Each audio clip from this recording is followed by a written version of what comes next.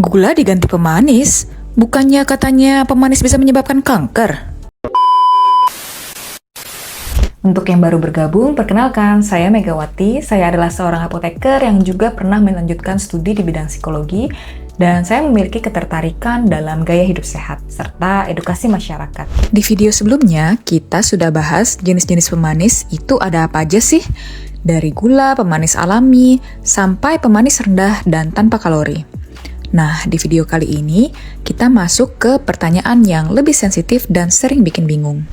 Terus, apakah berarti konsumsi pemanis rendah atau tanpa kalori itu 100% aman bagi kesehatan dan bisa dijadikan pengganti gula tambahan yang jelas-jelas bisa berbahaya bagi kesehatan?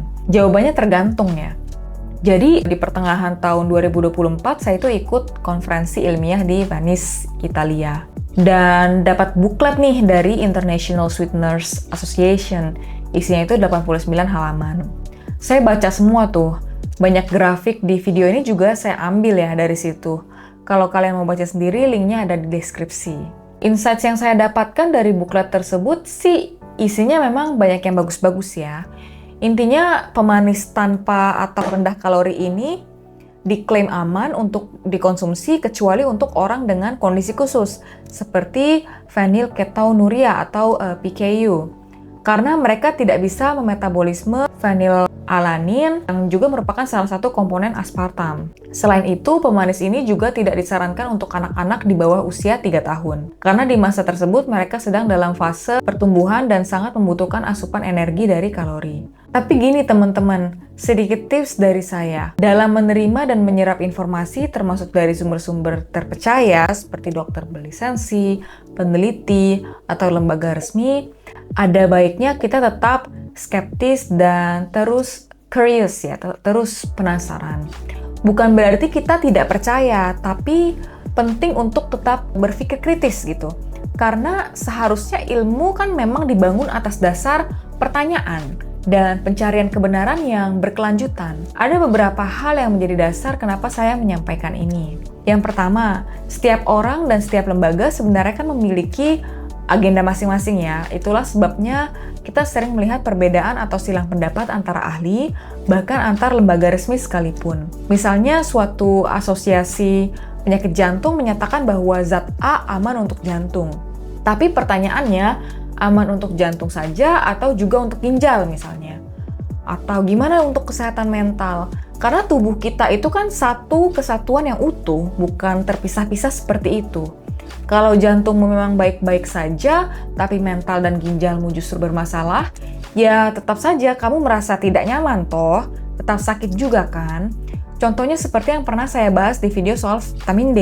Kalau kamu konsultasinya ke dokter kulit, maka yang akan diprioritaskan adalah ya kesehatan kulit, termasuk penggunaan sunscreen.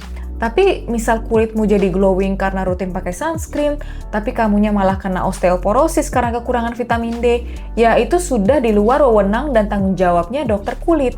Hal seperti ini membuat kita perlu berhati-hati dan tetap kritis.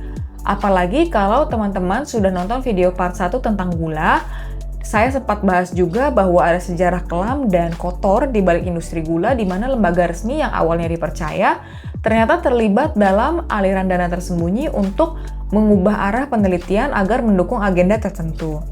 Jadi meskipun informasi datang dari pihak yang tampaknya kredibel, tetap penting buat kita untuk berpikir kritis dan tidak menelan mentah-mentah setiap klaim yang ada.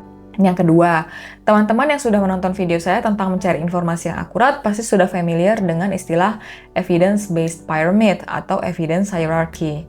Nah, evidence atau bukti yang paling kuat itu yang mana sih? Ya tentu saja dari meta-analysis dari penelitian manusia dengan desain terbaik yaitu Randomized Controlled Trials atau RCTs. Dan memang lembaga-lembaga resmi serta para expert juga merujuk ke jenis bukti yang ini. Misalnya, jika ada pertanyaan bahwa pemanis itu aman berdasarkan meta-analisis dari high quality RCTs, lalu muncul nih data baru dari uji coba pada hewan yang menunjukkan bahwa pemanis tersebut menyebabkan gangguan cemas atau anxiety misalnya. Maka respons mereka biasanya akan seperti ini, ya pilih yang lebih kuat saja yaitu data dari manusia. Tapi sebenarnya, kita juga perlu bertanya, kenapa sih uji hewan itu ada? Kan pasti ada alasannya dan manfaatnya dong. Kalau ujung-ujungnya data uji hewan dianggap tidak berguna, dan dibuang ke tong sampah, ya mending sekalian dihapuskan saja uji hewan. Daripada hewannya sudah dikorbankan untuk kita tapi datanya tidak dipakai, benar nggak? Contoh lainnya, misal kita ingin meneliti apakah pemanis bisa menyebabkan cacat janin. Masa iya kita mau kumpulkan ibu-ibu hamil nih, kasih mereka pemanis, lalu dipantau apakah janinnya lahir cacat atau tidak? Kan itu jelas-jelas tidak etis. Uji seperti itu hanya mungkin dilakukan di hewan. Padahal bahkan di hewan saja metode ini sudah banyak dikritik dan diprotes. Apalagi kalau dilakukan langsung ke manusia gitu loh. Jadi tetap penting untuk mempertimbangkan hasil uji dari hewan juga. Bukan serta-merta mengabaikannya. Saya sendiri berencana bikin video terpisah soal ini, dan kalau kalian tertarik, silakan tulis di kolom komentar biar saya nggak lupa. Yang ketiga, dalam uji klinis ke manusia, peserta yang dijadikan subjek penelitian itu biasanya berasal dari populasi yang disebut dengan WEIRD, singkatan dari Western, Educated, Industrialized, Rich, and Democratic. Dan umumnya yang paling banyak diteliti adalah laki-laki dibandingkan dengan perempuan. Padahal ada yang namanya bioindividualitas, yaitu bahwa setiap orang bisa punya respon yang berbeda-beda terhadap suatu zat atau intervensi. Jadi kalau ada pertanyaan bahwa pemanis itu aman, ya itu artinya aman bagi populasi yang diteliti. Yang dalam hal ini, kebanyakan adalah orang-orang seperti suami saya, yang memang masuk ke dalam kategori weird tadi. Nah, pertanyaannya adalah, bagaimana kalau yang mengonsumsi itu justru saya gitu ya, seorang perempuan Asia dari negara berkembang yang dulunya bahkan tidak paham soal pola hidup sehat. Karena bisa bertahan hidup aja udah bersyukur, bener nggak? Apakah hasil penelitian yang dilakukan pada populasi weird itu tetap berlaku untuk saya juga gitu? Itu yang perlu dipertanyakan. Dan kalau kalian tertarik topik ini dibahas lebih dalam, tolong tulis di kolom komentar supaya saya nggak lupa untuk bikin videonya. Saya ajak teman-teman untuk tetap berpikir kritis, memahami konteks, dan sesuaikan dengan kondisi tubuh masing-masing. Oke, sekian dulu informasi yang saya sampaikan. Intinya, ingat pengecualian seperti PKU dan anak kurang dari 3 tahun.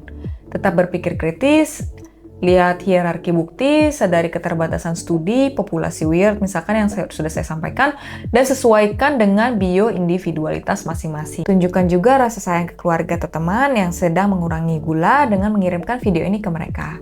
Sampai jumpa di video selanjutnya. Stay informed, stay healthy. Bye-bye.